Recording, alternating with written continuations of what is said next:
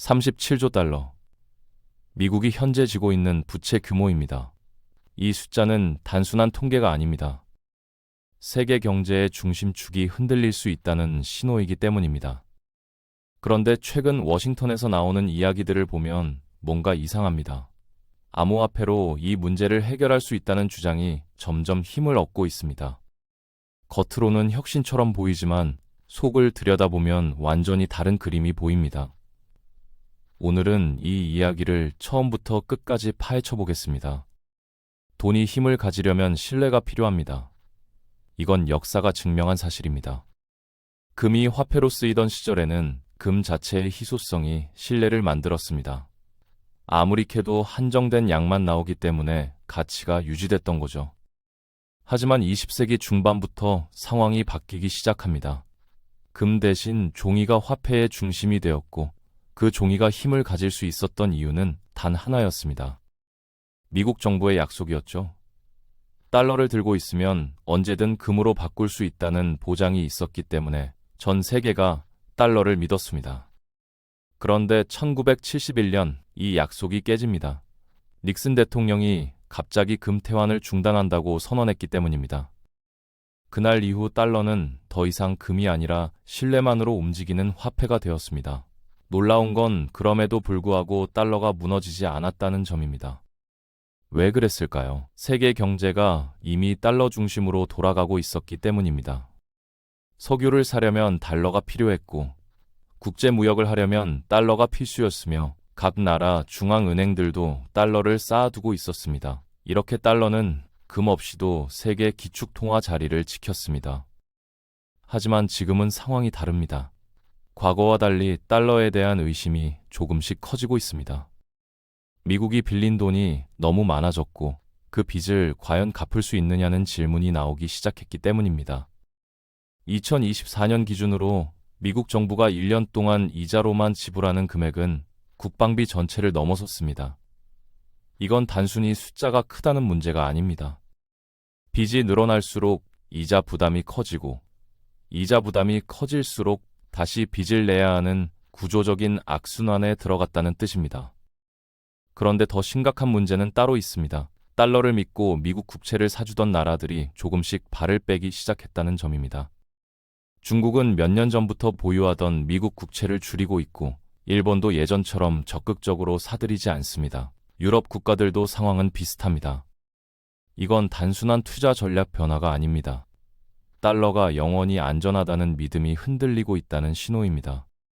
이 시점에서 새로운 요소가 등장합니다. 바로 암호화폐라는 기술적 변화입니다. 처음에는 투기 대상으로만 여겨졌지만 시간이 지나면서 암호화폐는 점점 다른 역할을 하기 시작했습니다.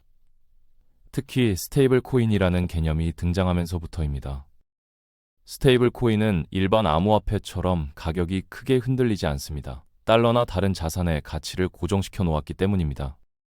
예를 들어 1달러짜리 스테이블 코인을 발행하려면 이론적으로는 실제 1달러를 어딘가에 보관해야 합니다. 구조만 보면 꽤 안정적으로 보이죠.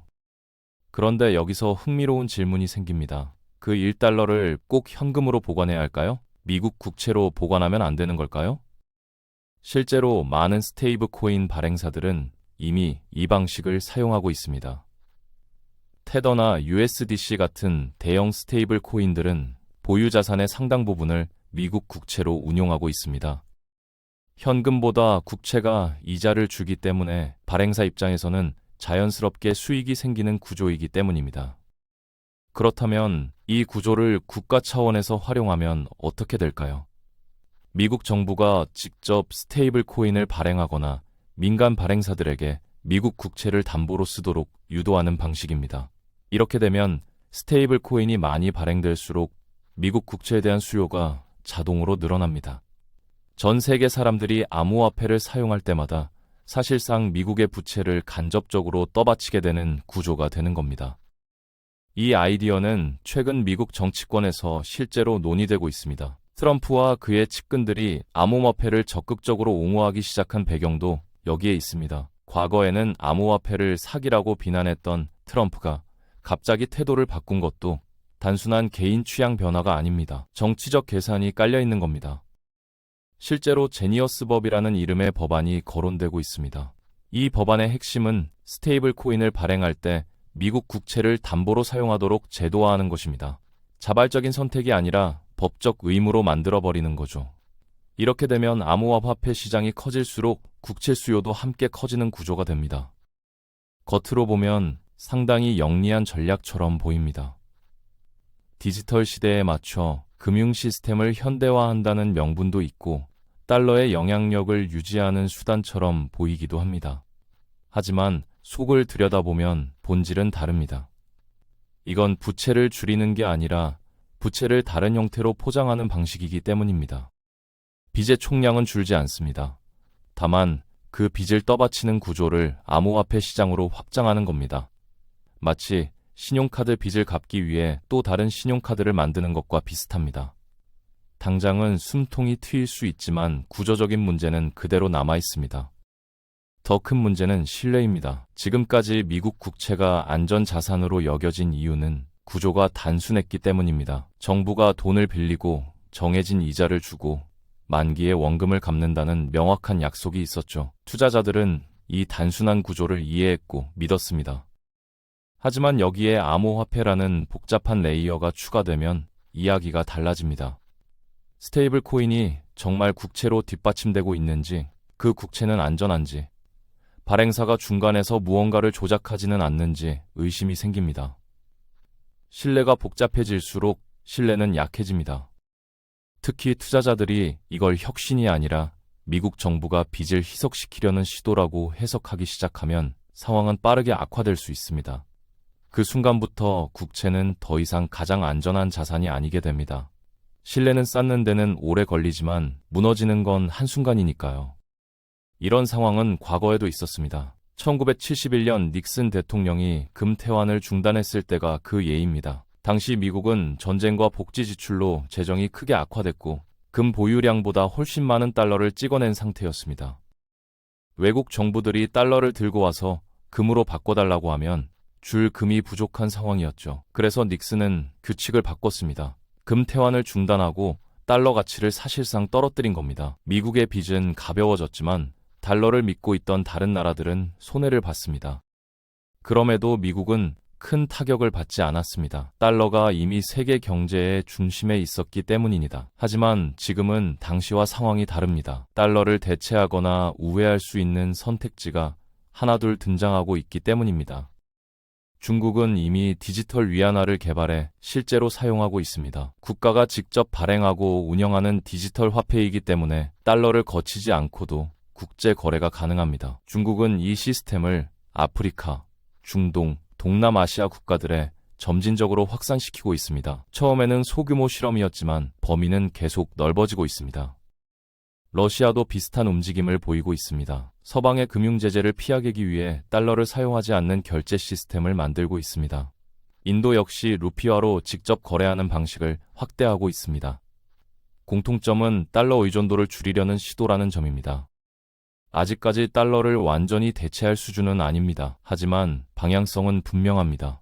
각국이 달러 없이도 경제활동을 할 수 있는 구조를 준비하고 있다는 점입니다. 이 흐름이 쌓이면 달러의 영향력은 자연스럽게 약해질 수밖에 없습니다. 이런 상황에서 미국이 암호화폐를 밀어붙이는 이유가 더 분명해집니다. 달러의 지배력이 약해지는 국면에서 디지털 화폐 시대의 주도권을 선점하려는 시도입니다. 미국이 주도하는 스테이블 코인이 글로벌 표준이 된다면 달러는 디지털 환경에서도 중심을 지킬 수 있습니다. 문제는 그게 성공할지 아무도 장담할 수 없다는 점입니다. 만약 이 전략이 실패하면 오히려 역효과가 날 수도 있습니다. 다른 나라들에게 미국 시스템이 불안정하다는 신호를 줄 수 있기 때문입니다. 중국이나 러시아는 이런 상황을 적극적으로 이용할 겁니다. 미국조차 자국 화폐에 대한 신뢰를 유지하지 못해 암호화폐에 의존한다고 선전할 수 있거든요. 이렇게 되면 달러 이탈은 더 빨라질 수밖에 없습니다. 국채를 보유하던 나라들이 조금씩 비중을 줄이고 새로운 결제 수단을 실험하게 됩니다. 이 변화는 한번 시작되면 되돌리기 어렵습니다. 신뢰는 깨지는 순간 연쇄 반응을 일으키기 때문입니다. 현재 스테이블 코인 시장 규모는 약 3천억 달러 수준입니다. 숫자만 보면 커 보이지만 미국 부채 37달러에 비하면 매우 작은 규모입니다. 전체 부채의 1%도 되지 않습니다. 이 전략이 의미 있으려면 시장 규모가 수십 배 이상 커져야 합니다. 하지만 그게 가능할지는 불확실합니다. 스테이블 코인은 아직 대부분 투자나 거래 용도로만 사용되고 있습니다. 일상적인 결제 수단으로 쓰이려면 안정성과 편의성이 훨씬 더 높아져야 합니다. 규제 문제도 국가마다 달라 글로벌 표준을 만들기 어렵습니다.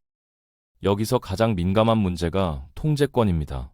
스테이블 코인을 실제로 발행하는 주체는 정부가 아니라 민간 기업이라는 점이 핵심입니다. 미국 정부가 법과 규제로 관리할 수는 있어도 완전히 통제하기는 어렵습니다.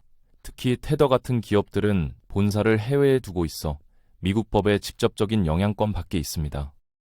만약 이런 기업들이 미국 정부의 요구를 거부하면 어떻게 될까요? 법적 분쟁이 시작되고 시장은 혼란에 빠질 가능성이 큽니다. 최악의 경우 이 기업들이 아예 미국을 떠나 다른 나라에서 운영될 수도 있습니다. 그러면 미국 국채를 담보로 한 스테이블 코인이 미국의 통제 밖에서 움직이는 아이러니한 상황이 벌어집니다. 이런 불확실성은 투자자들의 심리를 자극합니다. 투자자들은 안정성을 가장 중요하게 생각합니다. 그런데 구조가 복잡해지고 통제 주체가 불분명해지면 위험하다고 판단하게 됩니다. 그 순간부터 투자자들은 더 높은 이자를 요구하기 시작합니다. 미국 정부 입장에서는 이게 치명적입니다. 국채 금리가 올라가면 이자 부담이 더 커지기 때문입니다. 이미 이자 비용이 국방비를 넘어선 상황에서 금리가 더 오르면 재정 압박은 눈덩이처럼 불어납니다. 암호화폐를 통해 부담을 줄이려던 시도가 오히려 부담을 키우는 결과를 낳을 수 있습니다. 일본을 예로 들어보겠습니다. 일본은 미국 국채를 가장 많이 보유한 나라 중 하나입니다. 수십 년 동안 미국 국채를 사주면서 미국의 재정 안정에 중요한 역할을 해왔습니다. 그런데 만약 일본이 미국의 암호화폐 정책을 보고 불안함을 느낀다면 행동은 달라질 수 있습니다. 당장 국채를 전부 팔지는 않더라도 신규 매입을 줄이기 시작할 수 있습니다. 보유 비중을 조금씩 낮추는 것만으로도 시장에는 큰 신호가 됩니다. 일본뿐 아니라 중국, 유럽, 중동 국가들이 동시에 비슷한 움직임을 보인다면 미국 국채 시장은 큰 충격을 받게 됩니다. 국채 수요가 줄어들면 가격은 떨어지고 금리는 올라갑니다. 이건 단순한 투자 손실의 문제가 아닙니다. 미국 경제 전체의 자금 조달 비용이 올라가는 상황입니다. 기업 대출, 주택 담보 대출, 소비자 금융까지 연쇄적으로 영향을 받게 됩니다. 신뢰가 무너질 때 시장이 얼마나 빠르게 반응하는지는 이미 여러 번 증명됐습니다. 2008년 금융위기 당시 리먼 브라더스가 파산하자 금융 시스템 전체가 얼어붙었습니다. 은행들은 서로를 믿지 못해 돈을 빌려주지 않았고 기업들은 자금줄이 막혔습니다. 그때는 정부가 막대한 돈을 투입해 겨우 진화할 수 있었습니다. 하지만 이번에는 다릅니다. 만약 문제가 미국 정부 자체의 신뢰에서 시작된다면 상황은 훨씬 더 복잡해집니다. 신뢰의 중심이 흔들리면 대체할 대상이 없기 때문입니다. 그렇다면 미국에게 다른 선택지는 있을까요? 사실 뚜렷한 대안은 많지 않습니다. 부채를 줄이려면 지출을 줄이거나 세금을 올려야 하는데 두 선택 모두 정치적으로 매우 어렵습니다. 결국 정치인들은 고통을 뒤로 미루는 방법을 찾게 됩니다. 암호화폐는 그런 면에서 매력적인 선택지처럼 보입니다. 새로운 기술을 활용하면 큰 희생 없이 문제를 해결할 수 있을 것처럼 보이기 때문입니다. 하지만 경제에는 마법이 없습니다. 부채는 형태가 바뀌어도 사라지지 않습니다. 돈의 형태는 지금까지 계속 변해왔습니다. 금에서 종이로, 종이에서 디지털로 이동해왔죠. 형태가 바뀔 때마다 힘의 구조도 함께 움직였습니다. 지금은 또 한 번의 전환점에 서 있는 셈입니다. 각국은 이 변화 속에서 주도권을 잡기 위해 경쟁하고 있습니다. 미국은 스테이블 코인을, 중국은 디지털 위안화를, 유럽은 디지털 유로를 준비하고 있습니다. 이 경쟁의 핵심은 편의성이 아니라 규칙을 누가 정하느냐입니다. 규칙을 정하는 쪽이 금융 시스템의 중심에 서게 됩니다. 과거 미국이 달러 패권을 유지할 수 있었던 것도 국제 결제 시스템을 통제했기 때문입니다. 디지털 화폐 시대에도 같은 원리가 적용될 가능성이 큽니다. 그래서 미국은 서두르고 있는 겁니다. 하지만 서두를수록 실수할 가능성도 커집니다. 기술은 아직 완전히 안정되지 않았고 암호화폐는 여전히 해킹과 시스템 오류 위험을 안고 있습니다. 이런 상태에서 국가 부채와 연결시키는 건 큰 도박입니다. 성공하면 미국은 디지털 시대에도 패권을 유지할 수 있습니다. 실패하면 오히려 신뢰를 더 빠르게 잃을 수도 있습니다. 문제는 그 결과가 되돌릴 수 없을지도 모른다는 점입니다. 결국 이 논쟁의 핵심은 돈이 아니라 신뢰입니다. 화폐는 사람들이 믿을 때만 작동합니다. 금을 믿던 시대가 있었고 미국 정부를 믿던 시대가 있었습니다. 이제 사람들은 무엇을 믿어야 할지 다시 묻고 있습니다. 암호화폐를 둘러싼 논쟁은 단순한 기술 이야기가 아닙니다. 누가 돈을 발행하고 누가 통제하며 누가 규칙을 정하느냐의 문제입니다. 다시 말해 권력의 문제입니다. 미국은 여전히 강력한 나라입니다. 하지만 과거처럼 달러의 힘만으로 모든 걸 해결할 수 있는 상황은 아닙니다. 그래서 새로운 실험을 하고 있는 것이고 그 실험이 바로 암호화폐입니다. 이 실험이 성공할지 실패할지는 아직 아무도 모릅니다. 다만 분명한 건 지금 우리가 보고 있는 변화가 일시적인 유행은 아니라는 점입니다. 화폐의 형태는 앞으로도 계속 바뀔 겁니다. 이제 다시 처음으로 돌아가 보죠. 37조 달러라는 숫자는 단순한 통계가 아닙니다. 미국이 새로운 길을 찾아야 하는 이유이자 전 세계가 이 변화를 지켜봐야 하는 이유입니다. 앞으로 우리가 쓰게 될 돈은 지금과 전혀 다른 모습일지도 모릅니다. 하지만 어떤 형태가 되든 그 돈이 힘을 가지려면 결국 하나가 필요합니다. 사람들이 믿을 수 있는 신뢰입니다. 그리고 그 신뢰를 누가 어떻게 만들어낼지에 따라 다음 시대의 승자가 결정될 겁니다.